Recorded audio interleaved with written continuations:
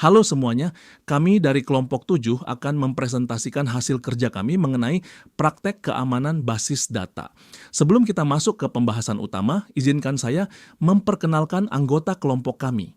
Ada A. Rizky Darmawan, M. Daryl Febrian Yuzar, dan Nor Hidayat. Langsung saja, mari kita mulai pembahasannya. Sebelum masuk ke konfigurasi database, langkah pertama yang sangat krusial adalah mengatur konektivitas jaringan. Di sini kita melakukan pengaturan IP statis pada adapter Wi-Fi agar server memiliki alamat yang tetap dan konsisten. Penetapan IP statis ini sangat penting agar perangkat lain, baik itu perangkat manajer maupun karyawan, dapat terhubung ke layanan MySQL secara stabil tanpa terganggu oleh perubahan alamat IP di kemudian hari. Setelah mengatur IP statis, langkah berikutnya adalah memastikan bahwa setiap perangkat sudah saling terhubung di dalam jaringan. Kita melakukan verifikasi dengan menjalankan perintah ping melalui command prompt. Pertama, kita melakukan ping ke alamat server kita sendiri di 192.168.1.55. Seperti yang terlihat, kita mendapatkan balasan atau reply secara instan. Selanjutnya, kita juga melakukan pengujian koneksi ke perangkat lain dalam jaringan, yaitu ke alamat 1.31 dan 1.44. Hasilnya, semua paket data terkirim dan diterima dengan baik tanpa ada yang hilang atau 0% loss. Status reply ini menjadi bukti nyata bahwa jalur komunikasi antar perangkat sudah terbuka dan stabil, sehingga kita siap untuk melanjutkan ke tahap konfigurasi hak akses pada database MySQL. Selanjutnya kita masuk ke dalam sistem MySQL untuk mengatur hak akses utama. Di sini kita memberikan semua hak istimewa atau all privileges kepada user bernama manager. Perhatikan bahwa host yang digunakan adalah tanda persen, yang artinya user manager ini bisa mengakses database dari perangkat manapun dalam jaringan. Setelah memberikan hak akses, kita menjalankan perintah flush privileges agar perubahan langsung diterapkan oleh sistem. Jika kita lihat pada tabel user, sekarang sudah muncul user manager di samping user root dan sistem lainnya. Selanjutnya kita masuk menggunakan akun manajer yang baru saja dibuat.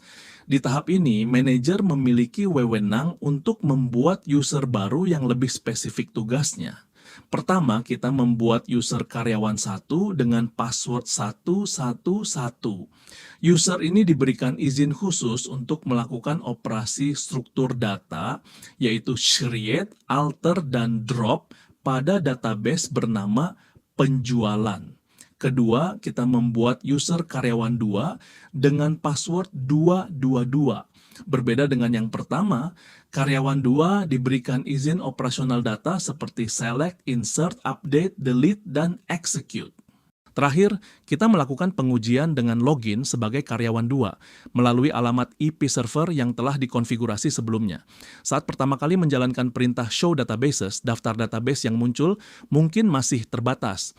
Namun, setelah hak akses disinkronkan sepenuhnya, database perusahaan mahal kita akan muncul dan dapat diakses. Di sini saya juga sudah mencoba melakukan perintah DESC atau deskripsi pada semua tabel di dalamnya, dan hasilnya berhasil. Ini artinya karyawan-karyawan sudah bisa melihat struktur tabel dengan detail.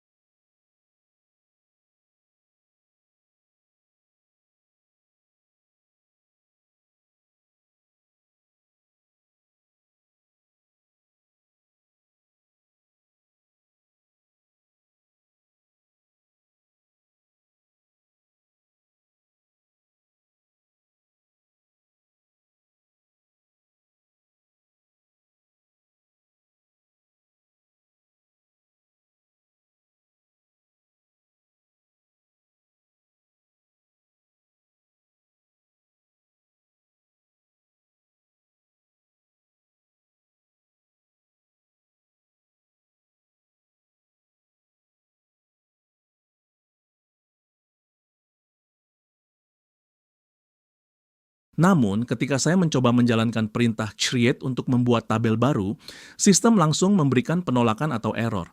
Hal ini terjadi karena user karyawan 2 memang belum diberikan hak akses untuk memodifikasi struktur database oleh manajer. Hasil ini membuktikan bahwa pembatasan hak akses atau privileges telah berhasil diterapkan dengan sempurna.